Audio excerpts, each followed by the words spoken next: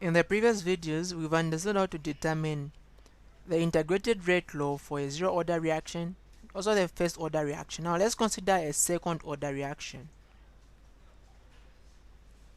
Well, for a second order reaction, the rate law, that is the differential rate law, is given by K, the concentration of the reactant, to the power 2. So that is how we refer to it as the second order, because the power is 2 there.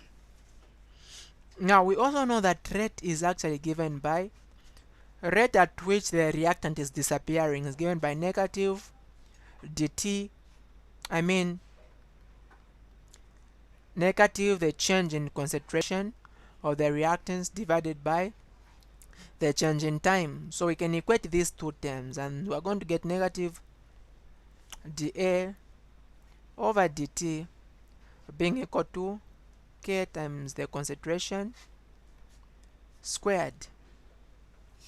Now at this point, I want to do away with the fraction which is here, so we're going to multiply with the dt. I want to do away with the negative, so we're going to also put a negative. So we're going to remain with dA being equal to, so if this multiplies with that, it will give us K, okay, to be negative K dt and then a to the power 2. Now at this point, we can divide by the concentration of A squared, even here by the concentration of A squared. So what we are going to have is this cancels with that, so that will give us 1 over the concentration of A squared, and that is going to be equal to, before that I've left something, the concentration of A is in the denominator, and then we have got dA, and that is equal to negative K dt, okay, in that order. Well, at this point now, let's consider something. We are going to introduce the integral on both sides. So an integral symbol this side, also integral this side. Now, because we are talking of dt, we are integrating with respect to time. So what we are going to do for this side, we are going to put the k outside, because that is a constant. It won't be integrated. So in that order, well, the lower limit is going to be when the time is 0, the upper limit is at a certain time t. So at a time when it is 0, the concentration we have is the initial concentration, and at a certain time t, what we have is AT.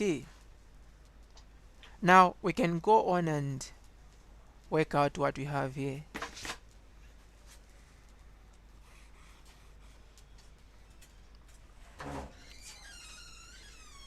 So if you are talking of the integral of 1 over x squared with respect to x, this can also be written as the integral of x to the power negative 2 with respect to x. Now to integrate this, what we do is to the power add a 1. So negative 2 plus 1 is a negative 1. So that will be x to the power negative 1. The same power which you get, also divide. By this we would have already integrated. So this is the same as saying negative x to the power negative 1, because negative 1 can go into x, and that is the negative we can see there, which we can also write as, because we can see that it is a negative power, we can write it as negative 1, x comes down and then it will have a positive power. So if we integrate this portion, this is what we are going to see. What is in the denominator will just be now x. Now in this case, because it is a, it will just become a. So the integral of this with respect to a is going to be 1 over the concentration of a. So we have got the upper limit and the lower limit. The upper limit is a at a certain time t. The lower limit is a 0. And that is going to be equal to negative k. Now, we are also taking the integral.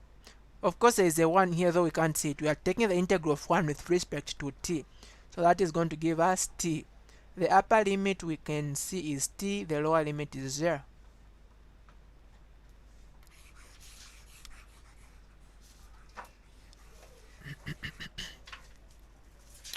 So we go on and substitute the upper limit and the lower limit. Well, I left out a negative here. As you saw what I did with x, so it was negative x to the power negative 1, which gave us negative 1 over x. So leaving out that negative would affect so much. Actually, the answer would be wrong. And so we are going to go on and substitute there. And so that is going to give us negative 1. We put the upper limit. The upper limit is a t. And then we have minus. Well, this minus is part of the formula when we are substituting integrals, but this thing is already negative, so negative 1 over, where there is a now we put the lower limit, and that is going to be equal to negative k. Where there is 2 we put the upper limit t, lower limit is 0, so it won't affect anything. So we see that this is going to become a positive value, and so we can actually factorize out a negative. So that will be negative, and then we are going to have 1 over the concentration at a certain time t, and then minus 1 over the initial concentration, and that is going to be equal to negative kt.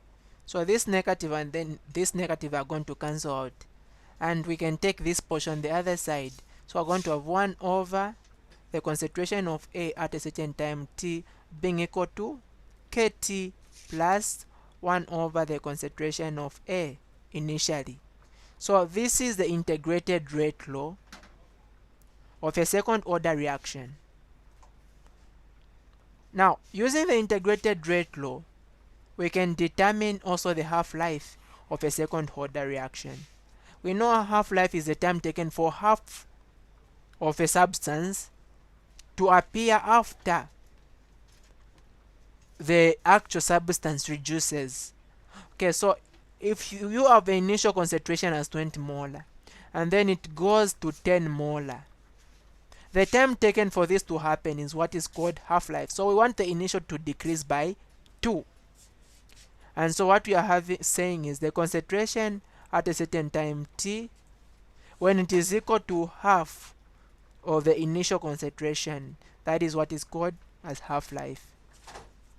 Well, so what we can see here is in the denominator here, where we can see at, we are going to substitute this portion. So that is going to give us 1 over 2. The initial concentration of A is equal to kt plus 1 over the initial concentration of A. So just this portion here, 1 over half is a 2. Okay, so if you have got 1 divided by 1 over 2, this can also be written as 1 times 2 over 1, which is equal to a 2. So there will be a 2 on top. So this is actually going to be equal to 2 over initial concentration. We can bring this term the other side, minus 1 over initial concentration, and that is equal to kt.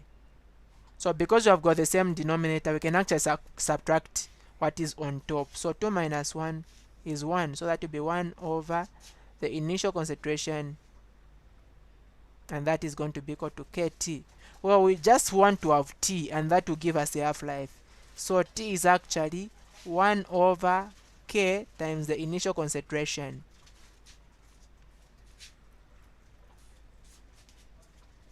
So this is the half-life of a second order reaction. Well, another thing that we need to get to understand is the graph of a second order reaction. We can see that the integrated rate law is in the form y is equal to mx plus c. It is actually the only rate law, integrated rate law with a positive gradient. And so the x-axis we can see, as we can see from the formula, x is being represented by t. And then the y-axis, as we can see, it is 1 over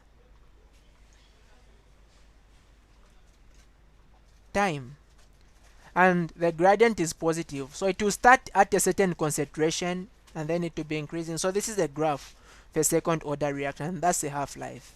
Alright, now having understood the integrated rate law for a zero order, first order and second order reactions. In the next video we'll go over some practice questions.